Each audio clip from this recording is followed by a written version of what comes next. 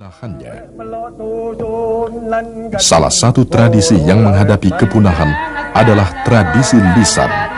Kenyataan bahwa tradisi-tradisi lisan diteruskan kepada generasi berikutnya secara lisan menunjukkan bahwa hampir tidak ada pendokumentasian terhadapnya. Sebagai upaya untuk melestarikan warisan budaya yang tidak ternilai ini, pada bulan Desember tahun 1993, Yayasan Lontar menyelenggarakan Festival Lisan pertama, sebuah peragaan 11 tradisi lisan yang terdapat di kawasan Nusantara.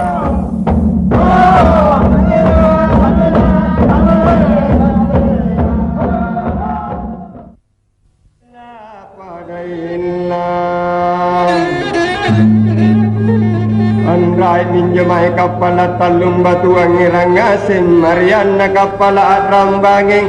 Sinrilik merupakan seni teater rakyat yang berasal dari Sulawesi Selatan, khususnya dari daerah Goa dan Maros.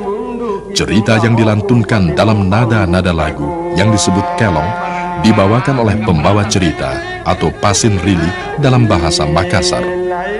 Pada waktu pementasan, pasinrili menggunakan rebab atau yang disebut keso-keso sebagai alat musik pengiring.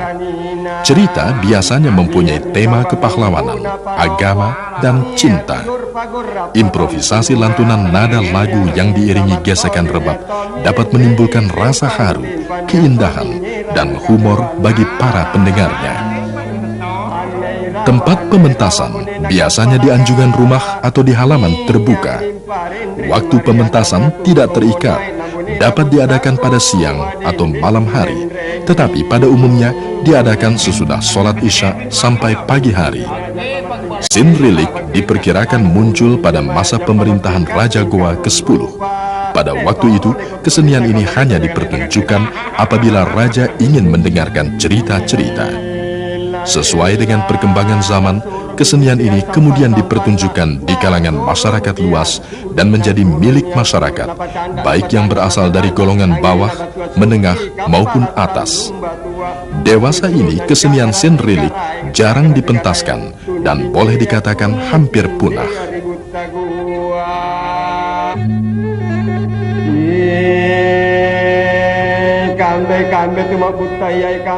Di bagian berikutnya, kita akan melihat rekaman dokumentasi dari sebuah pertunjukan Sinrilik di Taman Ismail Marzuki, Jakarta. Assalamualaikum warahmatullahi wabarakatuh.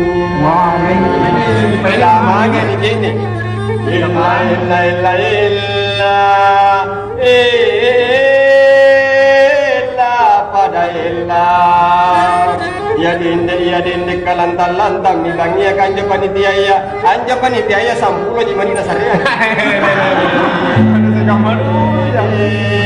Kadi jajai baji ki ada pasimbi lagi sanggin na bari basa. Lantang bilangnya mata tak duduk palungan mana kuto. Kamu tuh dia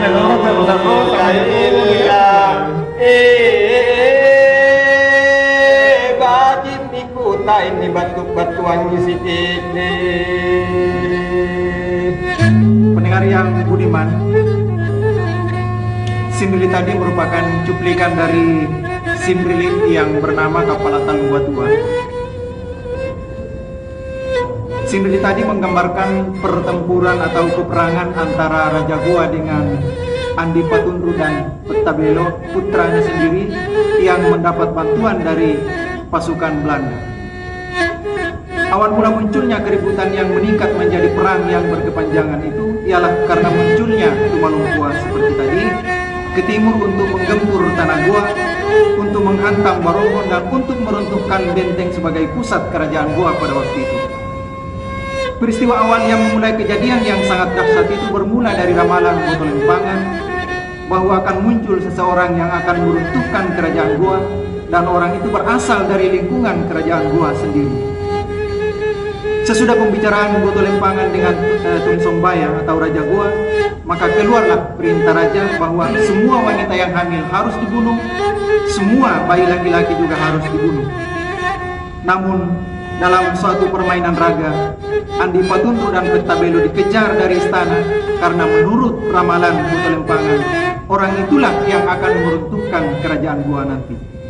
Inilah yang menyebabkan perjalanan panjang Andi Patundru dan Pettabelo menyusuri Pangkajene, Labakan, Bira, Butung, Bira, Sumbawa, Bali, Buleleng, Solo, negeri Belanda, kemudian akhirnya kembali ke Batavia. Perjalanan tersebut selain menghindari pengejaran, juga bertujuan meminta bantuan kepada kerajaan-kerajaan yang disinggahinya untuk menyerang kerajaan Goa agar mereka dapat kembali ke tanah tumpah darahnya. Dengan bantuan Belanda, Andi Patundru dan Pettabelo dan pasukannya mengadakan serangan terhadap Goa.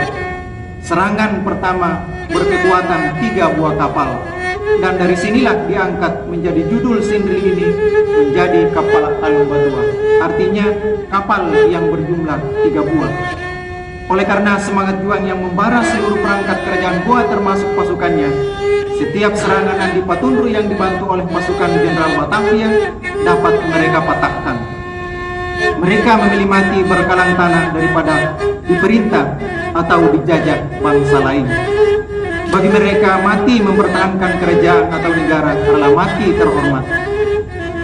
Sirih atau kehormatan perlu ditegakkan sampai kepada titik darah yang terakhir.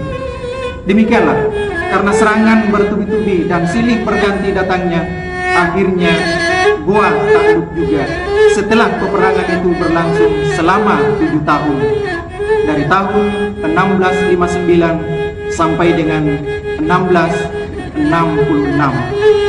Akhirnya diadakanlah perjanjian antara Belanda dengan kerajaan Goa.